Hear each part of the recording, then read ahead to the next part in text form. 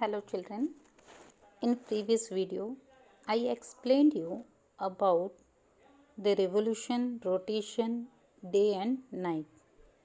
Now today I will explain you about seasons, Uttarayan, Dakshinayan, equinox, leap year, lunar eclipse, solar eclipse. Okay. So first I will explain you about seasons. तो हमने rotation revolution देख लिया था. Now seasons जो हैं वो कैसे होते हैं, how seasons occur, today I will explain you. So ready with your pencils. Okay. As the earth is tilted on its axis, one by one northern hemisphere and southern hemisphere come in front of sun. ठीक है, क्योंकि हमने देखा कि in our previous video I already explained you about the shape of earth. तो हमने ये देखा कि अर्थ क्या है, थोड़ा सा टिल्टेड है, यानी थोड़ा झुका हुआ है, एकदम एक ही पोजीशन पर वो नहीं है, एक साइड थोड़ा सा डाउन है, एक साइड अप है. तो वन बाय वन जब ये रिवोल्यूशन होता है, जो रोटेशन चलता है, तो इसमें नॉर्दर्न हेमिस्फीयर और साउदर्न हेमिस्फीयर है वो एक के बाद एक सन के एकदम फ्रंट में आते हैं. The rays of sun fall straight on north and south of equator. तो जो सन का रे है वो स्ट्रेट फॉल होता है नॉर्थ और साउथ इक्वेटर पर. Thus there is difference in day and night. तो इस वजह से डे और नाइट में डिफरेंस देखने को हमें मिलता है. In the areas where sunshine is for longer time they experience summer, whereas the areas the sunshine as for shorter time they experience winter. अभी जिन एरियाज़ में सनशाइन लंबे समय तक रहेगा वहाँ समर जो है एटमॉस्फेयर फील होगा, सीज़न रहेगा, और जहाँ पर नहीं रहेगा, जो डार्क में रहेगा, वो एरिया में क्या रहेगा, विंटर रहेगा. Season directly affect human life. जो सीज़न है वो डायरेक्टली ह्यूमन लाइफ को अफेक्ट करता है. हमें पता ही है कि विंटर में हमारी हालत क्या होती है, समर में हम कैसे फ्री रहते हैं, है ना. तो ये सीज़न जो है डायरेक्टली ह्यूमन लाइफ को अफेक्ट करता है. Uttarayan. The direct rays of the sun begin to fall toward north of equator. Thus northern solstice occur on 22nd December. Sun enter Makar Rashi on 14th January. So it is called Makar Sankranti. ठीक है. सन जो है direct fall करता है northern equator पर. तो northern equator जो है 22nd दिसंबर. तो जो नॉर्दर्न हेमिस्फीयर है वहाँ पर 22nd दिसंबर को क्या हो जाता है, डे जो है वो छोटा हो जाता है. ठीक है. सन एंटर मकर राशि इन 14th जनवरी. 14th जनवरी को जो सन है वो एंटर करता है मकर राशि में. इसलिए जो संक्रांत मनाया जाता है 14th जनवरी को, इसलिए उसे कहा जाता है मकर संक्रांति. ओके. अभी दक्षिणीयान क्या है. From 22nd June the direct ray of the sun shift from tropic of cancer toward south of equator. अभी 22nd जून को क्या होता है, जो सन है वो शिफ्ट होता है ट्रॉपिक ऑफ कैंसर से ट्रॉपिक ऑफ कैप्रिकॉर्न, यानी साउदर्न हेमिस्फीयर में. It is called Dakshinayan. अभी वो दक्षिण की ओर, साउथ की ओर जाता है, इसलिए उसको दक्षिणीयान कहा जाता है. अंडरलाइन करिएगा इसे, जो भी डेट्स आ रहे हैं उसे अंडरलाइन करते जाइएगा. ठीक है. अभी इक्विनॉक्स क्या है. इक्विनॉक्स मतलब जो इक्वल डे एंड नाइट का है. हमने पहले भी देखा था यहाँ पर इक्विनॉक्स, हमने पिक्चर में एक्सप्लेन किया था फिगर 9.12 में. Sun and equator intersect each other twice in a year. साल में 2 बार, ईयर में 2 टाइम. तो ईयर में 2 टाइम्स क्या होता है, सन इंटरसेक्ट करता है इक्वेटर को. This intersection is called equinox. तो जो ये इंटरसेक्शन है, जो इंटरसेक्ट करता है सन इक्वेटर को, उसे इक्विनॉक्स कहा जाता है. So underline this line. During equinox sun move towards northern hemisphere. तो अभी इक्विनॉक्स जब होता है जो इंटरसेक्ट करता है, तो उसमें जो सन है वो क्या करता है, नॉर्दर्न हेमिस्फीयर की तरफ मूव करता है. So 22 March length of day increase and night become short from 22 March से क्या होता है, नाइट बड़ी होने डे बड़ी होने लगती है, नाइट थोड़ी छोटी होने लगती है. So 21 June longest day and shortest night is experience in northern hemisphere. तो नॉर्दर्न हेमिस्फीयर में क्या होता है कि 21 जून को जो डे है वो लॉन्गेस्ट और नाइट शॉर्टेस्ट होती है. As the sun move toward southern hemisphere from 24 September, length of the day start increasing and night become shorter.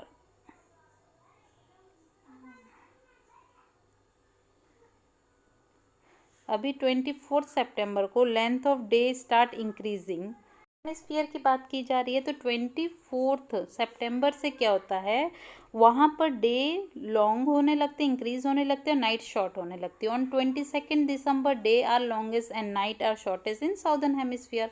Southern hemisphere में क्या होता है, 22 दिसंबर को डे बड़ा हो जाता है और नाइट थोड़ी छोटी होती है. पर नॉर्दर्न हेमिस्फीयर यानी हम भारत में कभी एक्सपीरियंस करते हैं 21 जून को. During the year on 21 March and 23 September, sun rays fall straight on equator because of which night and day are equal. अभी 21 मार्च और 23 सितंबर को जो सन रेस है वो डायरेक्टली फॉल करता है इक्वेटर को, एकदम स्ट्रेट. तो इस वजह से डे और नाइट क्या होते हैं, इक्वल होते हैं. It is called equinoxes. इसे इक्विनॉक्सिस कहा जाता है इन दो दिनों को. ओके, तो ये अंडरलाइन करिएगा कि कब डे और नाइट इक्वल होते हैं. साल में 2 टाइम्स, ईयर में 2 times in a year, 21 March and 23 सितंबर. और डे कब शॉर्टेस्ट और लॉन्गेस्ट होते हैं, तो शॉर्टेस्ट डे होता है 22 दिसंबर और लॉन्गेस्ट डे होता है 21 जून. नाउ लीप ईयर की अगर हम बात करें अब, तो since a year of Earth is 365 days and 6 hours, but it is difficult to calculate 1/4 of the. So we count year as having 365 days. अभी देखिए ईयर में कितने डेज होते हैं, 365 डेज और 6 आवर्स होते हैं. बट इन 6 आवर्स को कैलकुलेट करना मुश्किल है, ये डे का 1/4 पार्ट है, तो it is difficult to calculate. इसलिए हम डायरेक्टली बोलते हैं साल में 365 डेज होते हैं in a year. In order to compensate remaining 6 hours, अभी इन 6 आवर्स का बाकायदा जो है बराबर करने के लिए क्या करते हैं, are added to the month of February every 4 year.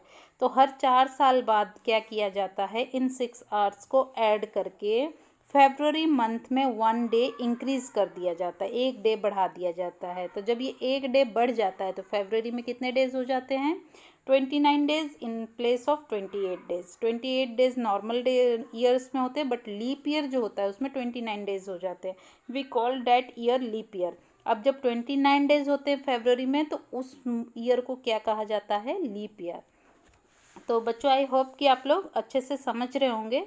थोड़ा ध्यान से सुनिएगा और ध्यान से खुद भी पढ़ने की कोशिश करिएगा, और वीडियो के बाद 2-3 बार वीडियो को देखिएगा. अब हम देखेंगे इक्लिप्स. इक्लिप्स यानी जो ग्रहण लगता है ना, सूर्य ग्रहण, चंद्र ग्रहण, उसे कहा जाता है. तो we get light from sun and moon. हमें लाइट कहाँ से मिलता है, सन और मून से. देखते ही हैं कि सन और मून में लाइट है. But sun is self illuminated and shine brightly. But जो सन है उसकी खुद की रोशनी है और एकदम चमकदार चमकता है. While the moon is illuminated with the light of sun. But जो मून है वो किसकी रोशनी से चमकता है, सन की. Illuminate part is seen on earth on different days. तो जो पूरी रोशनी से जो चमकता है वो अलग अलग दिन पर अलग अलग दिखता है. On occasion when moon or the sun seem to be completely or partially disappearing because one of them is passing between the other and the earth, is in such situation it is eclipse.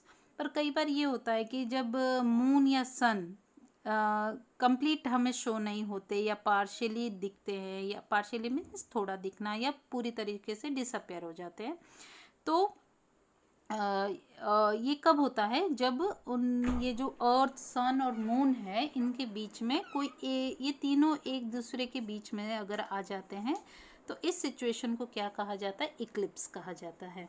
Okay, तो ग्रहण जो हम बोलते हैं, सूर्य ग्रहण या चंद्र ग्रहण, तो इस तरीके से जब अर्थ मून और सन अगर ये इनके बीच में कोई एक आ जाए तो इसे इक्लिप्स कहा जाता है। नाउ है सोलर इक्लिप्स। फर्स्ट हम देखेंगे सूर्य ग्रहण। सोलर इक्लिप्स में सूर्य ग्रहण। Moon is close to earth, it revolves around the earth. जो मून है वो क्लोज है कहाँ, किसके, अर्थ के, और ये क्या करता है, रिवॉल्व करता है, अर्थ को रिवॉल्व करता है। Sometime while revolving, it comes between sun and earth. At this time, as the shadow of moon constraint sun is not visible. But sometime क्या होता है, जो sun है, sun and earth at this time, while revolving it comes between, जब ये revolve करता है moon और revolve के दौरान वो सन और अर्थ के बीच में आ जाता है, तो इस टाइम पर सन जो है वो पूरी तरीके से नहीं दिखता। This event is called solar Eclipse. तो इस इवेंट को क्या कहा जाता है, सोलर इक्लिप्स कहा जाता है। As the moon is very small as compare to sun, it can not cover whole sun. The solar eclipse can not be seen all over the world together. अभी क्या है कि जो सन है और जो मून है, तो सन के कंपेयर में जो मून है वो छोटा है, उस वजह से जो मून वो सन को पूरी तरीके से कवर नहीं करता। तो जब ऐसा होता है तो जो सन है वो पूरी तरीके से कवर नहीं होता, तो उस वजह से ये जो सोलर इक्लिप्स है पूरे वर्ल्ड में एक साथ देखने को नहीं मिलता है। Solar eclipse occur on no moon day, but this event does not take place on every no moon day. अभी जो सोलर इक्लिप्स है वो नो मून डे यानी अमावस्या, जब चांद नजर नहीं आता तो उस टाइम पर होता है। बट ऐसा नहीं है कि हर एक नो मून डे पे सोलर इक्लिप्स होगा, जरूरी नहीं कि every no moon day solar eclipse occur. तो अब हम पिक्चर की हेल्प से समझेंगे। ये देखेंगे कि वन साइड आपको अर्थ दिख रहा है और वन साइड जो है वो सन है। अभी सन का जो पोजीशन है वो फिक्स है, बट ये जो मून है वो रोटेट हो रहा अर्थ के अराउंड, और वो रोटेट होते होते क्या होता है, समटाइम्स वो सन और अर्थ के बीच में आ जाता है। ठीक है, तो ये देखिए बीच में छोटा सा आपको मून दिख रहा होगा, तो ये पोजीशन हो गई जब वो सन और अर्थ के बीच में मून आ गया, तो यहाँ पर हो गया सोलर इक्लिप्स। तो कुछ जो एरिया है सन का वो मून ने कवर कर लिया। तो जब ऐसा होता है तो वो एरिया पे सनलाइट नहीं जाती है, तो उसी पोजीशन को, उसी सिचुएशन को सोलर इक्लिप्स कहा जाता है। Now lunar eclipse. अभी चंद्र ग्रहण वो कैसे है होता है। Moon get light from the sun. हमें पता ही है कि मून को लाइट कहाँ से मिलता है, सन से। Thus, if the sun rays going toward moon are obstructed by the earth, then that part of moon remain dark. अभी क्या होता है कि जो सन रेज है वो towards moon are obstructed by the earth, the part of moon remain dark. तो जो अगर अर्थ जो है वो कवर कर ले, ठीक है, मून को, मतलब सन जो है, मून जो है सन की वजह से लाइट करता है, और सन और मून के बीच में अगर अर्थ आ जाए तो मून को लाइट नहीं मिलेगा। In nutshell that much part of earth shadow falls on moon. तो इतना जो पार्ट है अर्थ का, वो जो शेडो है वो कहाँ पर पड़ता है, मून पर। This part is not visible to us. तो ये पार्ट हमें मून का नहीं दिखता है, which is called lunar eclipse. तो इसे ही क्या कहा जाता है, लूनर इक्लिप्स कहा जाता है। तो सच event occur on full moon light. तो ये इवेंट कब होता है, जब फुल मून लाइट यानी जो चांदनी रात होती है ना, पूर्णिमा की जो रात होती है। But such event do not take place on every moon full moon night. जिस तरीके से हर एक अमावस्या को सोलर इक्लिप्स नहीं होगा, उसी तरीके से एवरी फुल मून डे में लूनर इक्लिप्स नहीं होगा। तो अब हम पिक्चर की हेल्प से देखेंगे कि जो सन है उसकी पोजीशन फिक्स है, ये रोटेट कर रहा है, अर्थ रोटेट करते करते क्या हुआ कि जो सन को, जो मून को लाइट मिल रही थी, ठीक है, वो लाइट नहीं गई, ठीक, और ये अर्थ आ गया इनके बीच में, जिस वजह से अर्थ ने कवर कर लिया मून को। और मून के पास तो अपनी कोई लाइट नहीं है, वो सन की लाइट से इल्यूमिनेट होता है।